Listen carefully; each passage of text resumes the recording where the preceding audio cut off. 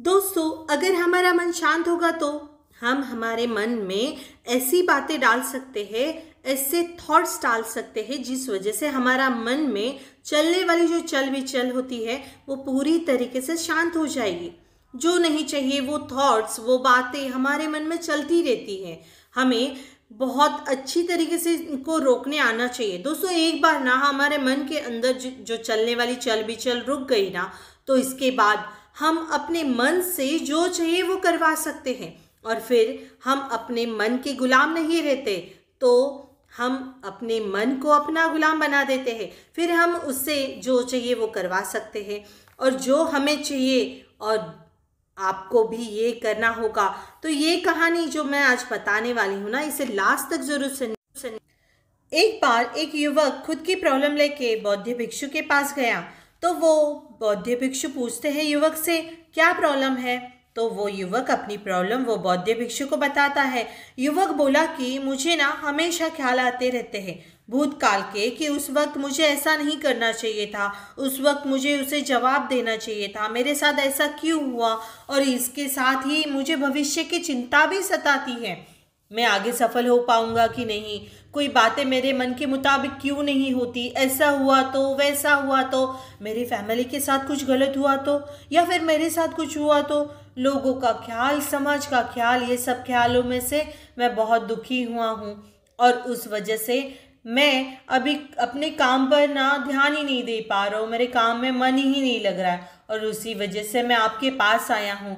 मुझे ये ख्यालों के जाल से ना निकलना है, इसके लिए ना मुझे आप सॉल्यूशन बताइए। इस पर बौद्ध भिक्षु बोले कि हम कोई भी प्रॉब्लम तब भी सॉल्व कर सकते हैं जब वो प्रॉब्लम के जड़ तक पहुंच जाते हैं, वो प्रॉब्लम को हम अच्छी तरीके से समझ लेते हैं, वो प्रॉब्लम का रीज़न क्या है ये जान लेते हैं। अभी मुझे ये बता, जो मन में जो प्रॉब्लम आ रही है उसे समझने की कभी कोशिश की तुमने? तो युवक बोला, हाँ मैंने किया, लेकिन जब जब मैंने ऐसा कुछ करने की कोशिश करता हूँ ना, मेरा मन रहस्यों से भर जाता है, मुझे कुछ भी समझ में नहीं आता। इसके बाद बौद्ध भिक्षु ने उस युवक को एक बड़ा पानी का मटका दिया और बोले, इसमें ना ऊपर तक पत्थर भर ले आ।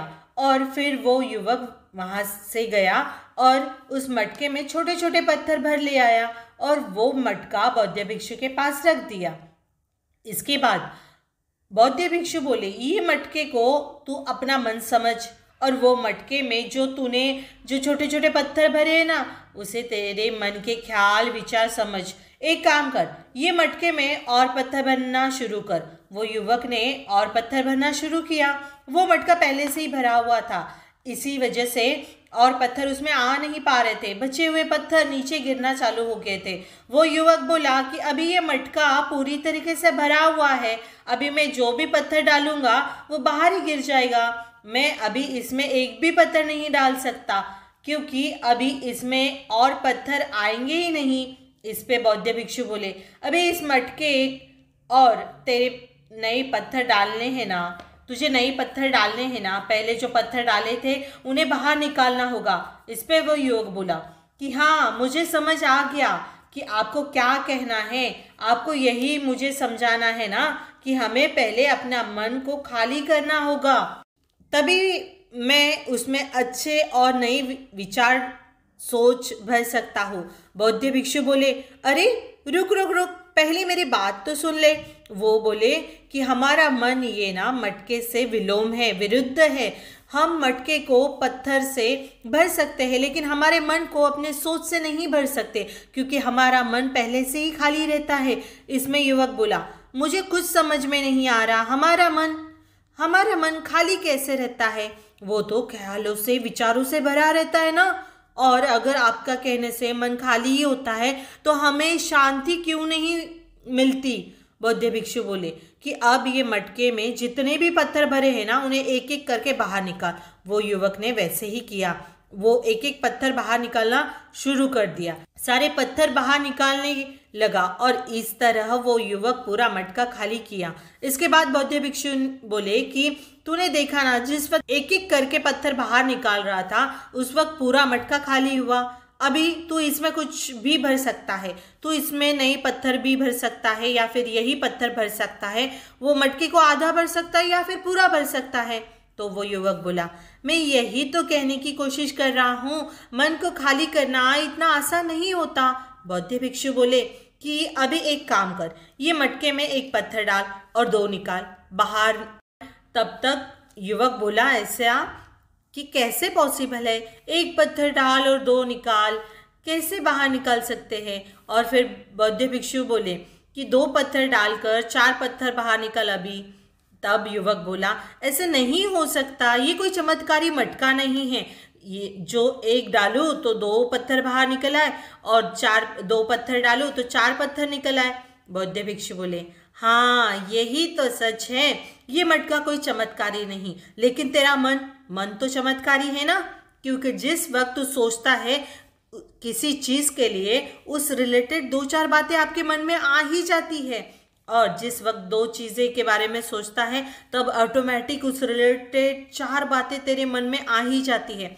फिर धीरे धीरे इतनी बातें आ जाती है कि आपके मन में विचारों की माला तैयार हो जाती है, और इस तरह हमारा मन विचारों से भर जाता है। मटका तो भर सकता है विचारों से, लेकिन मन ये कभी भी नहीं भर सकता विचारों से।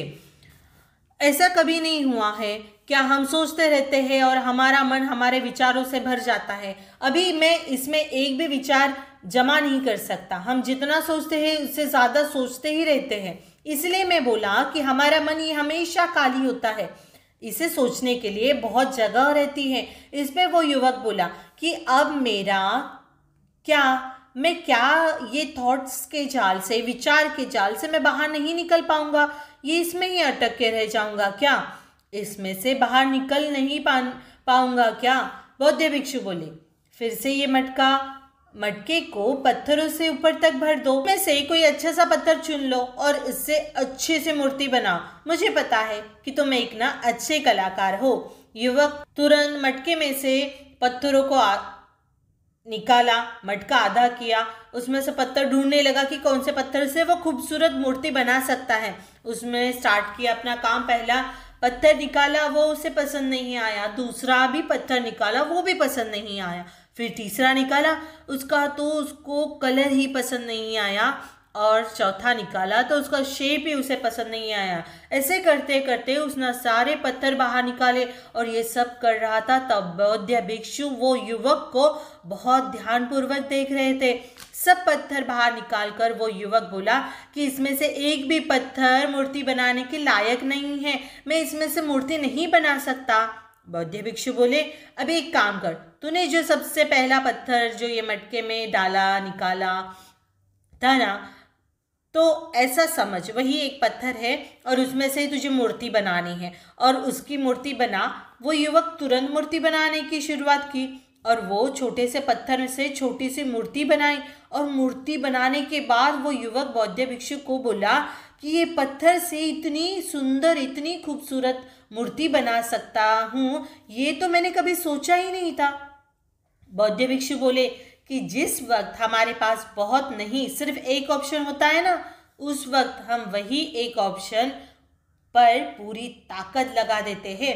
और जिस वक्त हमारे पास बहुत ऑप्शंस होते हैं ना, उस वक्त ना हम पत्थर चूज कर पाते हैं, ना उसकी सुंदर मूर्ति बना सकते हैं। हमारा मन भी ऐसा ही होता है। हमारा मन एक बड़ी विचार से, सोच से की वजह से ना 1000 विचार तैयार करता है और बहुत ऑप्शंस तैयार करता है, और वो मेन बात छोड़ के वो बाकी के ऑप्शंस का विचार करता रहता है। युवक बोला, अभी आपका क्या बोलना है, ये मुझे अभी भी कुछ समझ में नहीं आ रहा। आप अच्छी तरीके से समझाइए ना, लेकिन मैं इसके बाद क्या करूँ, मुझे मार्गदर्शन करो, मुझे कुछ बातें बोलो।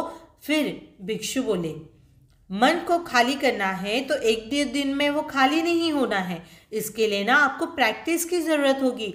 इसीलिए मैं जो बोल रहा हूँ वो समझ ले।